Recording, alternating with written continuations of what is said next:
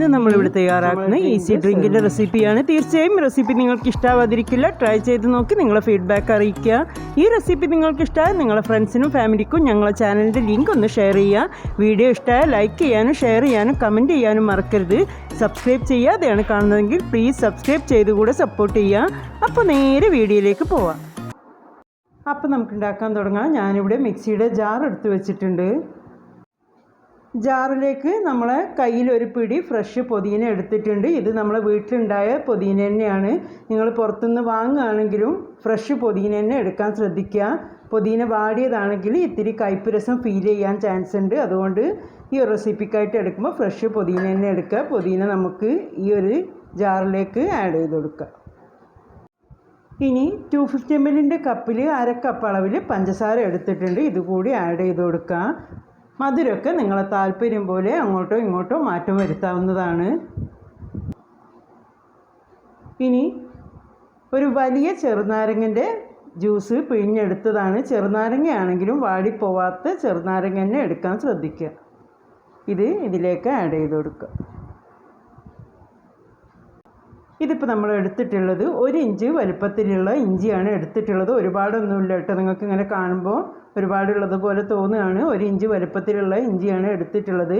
ചെറുതായിട്ടൊന്ന് കട്ട് ചെയ്തെടുത്തതാണ്. പെട്ടെന്നൊന്ന് അടിഞ്ഞ് കിട്ടാനും വേണ്ടിയിട്ട് ഇതിലേക്ക് ആഡ് ചെയ്ത് കൊടുക്കുക.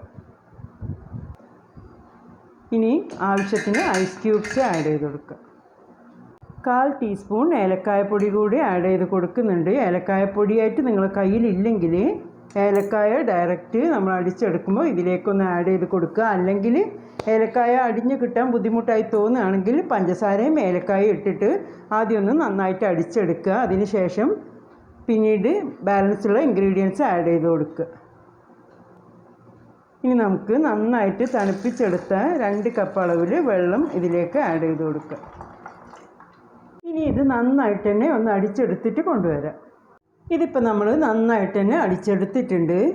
ഇപ്പോൾ നമ്മൾ നന്നായിട്ട് തന്നെ അടിച്ചെടുത്തു. ഈ ടൈമിൽ തന്നെ നിങ്ങൾ സെർവ് ചെയ്യുന്നതിന് മുന്നേ ആയിട്ട് തന്നെ ഒന്ന് ചെക്ക് ചെയ്ത് നോക്കുക.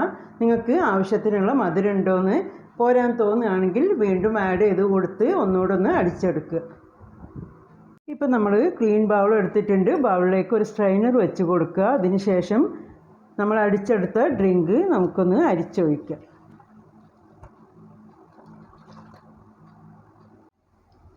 അപ്പം നമ്മൾ ഡ്രിങ്ക് റെഡി ആയിട്ടുണ്ട്. മധുരമൊക്കെ ഞാൻ ചെക്ക് ചെയ്ത് നോക്കിയിട്ടുണ്ടായിരുന്നു. എനിക്കിവിടെ കറക്റ്റാണ്. നിങ്ങൾക്ക് വേണമെങ്കിൽ വീണ്ടും ആഡ് ചെയ്ത് കൊടുത്തിട്ട് ഞാൻ പറഞ്ഞല്ലോ ഒന്നുകൂടെ ഒന്ന് അടിച്ചെടുക്കുക. അപ്പോൾ ഇത് റെഡി ആയിട്ടുണ്ട്. ഇനി നമുക്ക് സെർവിങ് ഗ്ലാസ്സിലേക്ക് ഒഴിക്കുക. പിന്നെ ഈ വീഡിയോ കണ്ടുകൊണ്ടിരിക്കുന്ന ടൈമിൽ തന്നെ നിങ്ങൾക്ക് ഞങ്ങളെ വീഡിയോ ഇഷ്ടമായിട്ടുണ്ടെങ്കിൽ പ്ലീസ് ഇപ്പോൾ തന്നെ ലൈക്ക് ബട്ടൺ ഒന്ന് പ്രസ് ചെയ്യുക. റെസിപ്പിയെക്കുറിച്ചുള്ള നിങ്ങളുടെ അഭിപ്രായങ്ങളൊക്കെ കമൻറ്റ് ബോക്സിലൂടെ അറിയിക്കുക. ഞങ്ങളെ ചാനൽ ഇഷ്ടമായിട്ടുണ്ടെങ്കിൽ സബ്സ്ക്രൈബ് ചെയ്യാതെയാണ് കാണുന്നതെങ്കിൽ പ്ലീസ് സബ്സ്ക്രൈബ് ചെയ്ത് കൂടെ ഒന്ന് സപ്പോർട്ട് ചെയ്യുക. അപ്പോൾ നമ്മൾ സെർവ് ചെയ്യാനായിട്ട് ഗ്ലാസ് റെഡിയാക്കി വെച്ചിട്ടുണ്ട്. ഇനി ഗ്ലാസ്സിലേക്ക് സെർവ് ചെയ്യാം. ഇതിപ്പോൾ ജസ്റ്റ് ഒരു ഗാർണിഷ് ചെയ്യാനായിട്ട് ഞാൻ 1 ടേബിൾ സ്പൂൺ കസ്കസ് 1/4 കപ്പ് വെള്ളത്തിലൊന്ന് സോക്ക് ചെയ്ത് വെച്ചതാണ്.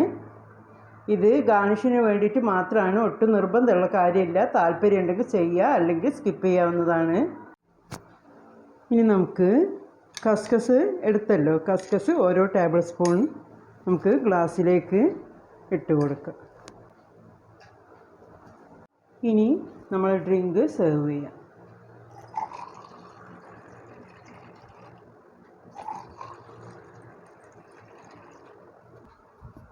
അപ്പോൾ നമ്മൾ സെർവ് ചെയ്തിട്ടുണ്ട്. നിങ്ങൾ കണ്ടല്ലോ, നമ്മൾ അടിപൊളി മിൻറ്റ് ലൈം ഇവിടെ റെഡി ആയിട്ടുണ്ട്.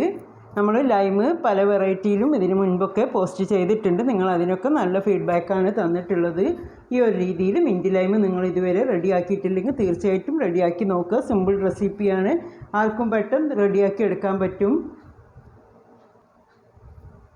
ഇഫ്താറിനാണെങ്കിലും അതുപോലെ തന്നെ സമ്മറിലൊക്കെ ആണെങ്കിലും എന്തുകൊണ്ടും ഹെൽത്തി ആയിട്ടുള്ള ഡ്രിങ്ക് തന്നെയാണ്. മധുരമൊക്കെ നിങ്ങളെ താല്പര്യം പോലെ അങ്ങോട്ടോ ഇങ്ങോട്ടോ മാറ്റം വരുത്താവുന്നതാണ്. തീർച്ചയായിട്ടും ട്രൈ ചെയ്ത് നോക്കുക. ട്രൈ ചെയ്ത് നോക്കി നിങ്ങളെ ഫീഡ്ബാക്ക് അറിയിക്കുക. റെസിപ്പിയെക്കുറിച്ച് നിങ്ങൾക്ക് ഡൗട്ട്സ് വല്ലതും ഉണ്ടെങ്കിൽ ചോദിക്കാവുന്നതാണ്. റിപ്ലൈ തരുന്നതായിരിക്കും. ഞങ്ങളെ മുൻപത്തെ വീഡിയോസൊക്കെ കണ്ട് അതിൻ്റെയും കൂടി ഒന്ന് കമൻറ്റ്സ് അറിയിക്കുക. ഈ വീഡിയോ നിങ്ങൾക്ക് ഇഷ്ടമാവുകയാണെങ്കിൽ പറഞ്ഞ പോലെ തന്നെ ലൈക്ക് ബട്ടൺ പ്രസ് ചെയ്യാൻ മറന്നു പോകരുത്. ഇതുവരെ തന്ന നല്ല സപ്പോർട്ട് വീണ്ടും പ്രതീക്ഷിക്കുകയാണ്. നിങ്ങൾക്കിഷ്ടമാകുന്ന നല്ല റെസിപ്പിയായി വീണ്ടും നിങ്ങളുടെ മുന്നിലെത്താം. Thank you.